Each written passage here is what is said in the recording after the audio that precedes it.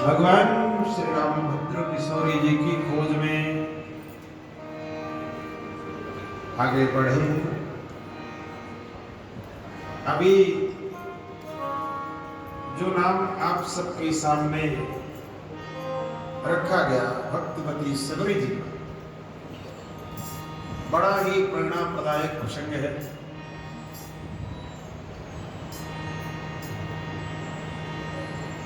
ये सबरी जी पूर्व जन्म में महलों की महारानी हुआ करती थी। तो एक बार पूरा राज परिवार प्रयाग की भूमि पर स्नान करने के लिए गया। एक बात का ध्यान रखो, भक्ति गांठ छूटे नहीं, जो जुग जाए अनंत, ऊंच नीच घर पाए के, तब हूँ संत के संत। चाहे जहां जन्म, चाहे जिस परिवार में जन्म, जो भक्ति की गांठ होती है ये अनंत जन्मों तक जीव के साथ होती है। कहीं भी रह करके वह संस्कार तो प्रकट ही हो जाता है। महलों की महारानी जब प्रयाग की भूमि पर स्नान करने के लिए गई तो राज परिवार की मर्यादा में उसे रहना पड़ा। किंतु जहां रहने की व्यवस्था हुई थी राज परिवार की, उसके सामने से जब संत जन भक्त जन नाचते हुए गाते हुए निकलते थे तो उस महारानी के पांव थिरक पड़ते।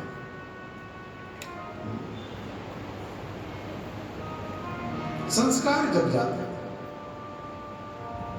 अगर अवसर मिलता तो मैं भी उनके साथ नृत्य करते करते गंगा में स्नान करने जाता। एक दिन तो उसने अपने प्रस्ताव को राजा के सामने भिजवा भी दी दासी के द्वारा। राजा ने कहा महारानी से कह दो हम ऐसे लोगों के साथ नृत्य करते हुए गंगा में स्नान करने जाएं तो दुनिया के लोग क्या कहें। प्रयागबद्धो भगवत प्राप्ति में भक्ति के मार्ग में बड़ी बाधाएं आती हैं। बहुत ही मुश्किल से ऐसा घर परिवार समाज का सहयोग मिलता है जब कोई तप करके भजन करके ईश्वर को प्राप्त करने की चेष्टा करता है।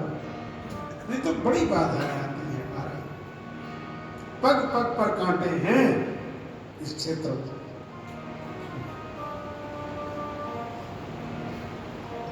पूज्य गुरुदेव भगवान कहा करते थे कि दुनिया चाहे जैसे रहे, लेकिन अगर चंदन लगा के कहीं चौराहे पे दोनों हाथ में लेकर खड़े हो जाओ तो बस दुनिया आपको ही देखेगी।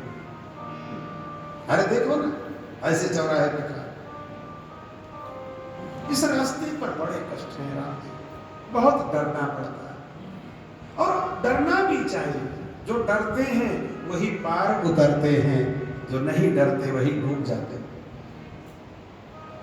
जिनका डर समाप्त हो गया वह पार भी नहीं जा पाते।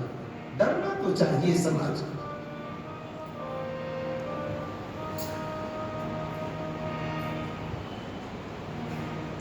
उस महारानी को आदेश नहीं मिला, लेकिन जिस दिन पूरा राज परिवार स्नान करने के लिए गया, महारानी भी गई, तो मन ही मन गंगा मैया से उसने निवेदन किया, हे गंगा मैया इतने बड़े घर में इतने संपन्न परिवार में कभी फिर मत जन्म देना जो हमारी भक्ति में बाधक बने।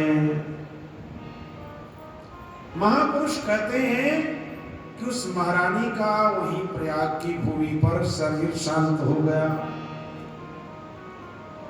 और दूसरे जन्म में वही महलों की महारानी सरवरी नाम नदी के तट पर भील परिवार की कन्या बनी, जिसका नाम सबरी रखा।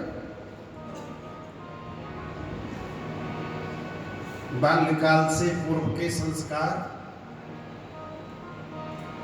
किसी से बोलना नहीं, किसी से बात नहीं करना, एकांतवास, भगवत चिंतन। संसार के कोई हास विलास अच्छे नहीं लगते। लोगों ने कहा कि आपकी बेटी बहुत एकांतवास चाहती है। विवाह की प्रथा बहुत बाल्यकाल में थी, इसका विवाह कर संसार में मन लग जाए।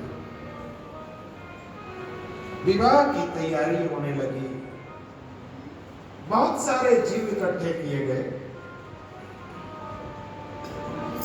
आने वाले आतिथ्य की खातिरदारी के लिए एक दिन सबरी ने अपने सहेलियों से पूछा, इतने जीव क्यों इकट्ठे किए? तो सहेलियों ने कहा, बावरी तुझे पता नहीं, तेरी सगाई होने वाली है और जो लोग आएंगे मेहमान, उन्हीं को खिलाया जाए, इसलिए इतने पशुओं को, जीवों को इकट्ठा किया। सबरी ने कहा, जिस शादी में, जिस विवाह में इतने जीवों की बलिदानी हो जाए, वो भी शादी कोई सुखद होगी क्या? एक संबंध को जोड़ने के लिए जहां सैकड़ों जीवों की बलिदानी हो जाए, वो शादी कैसे? तो रात्रि में सबरी जी ने उन समस्त बंधे हुए पशुओं को, जीवों कटघरे से मुक्त कर दिया, छोड़ दिया। सब के सब बंधे हुए पशु खुल के जंगलों में चले गए। सब ने आशीर्वाद दिया, सबरी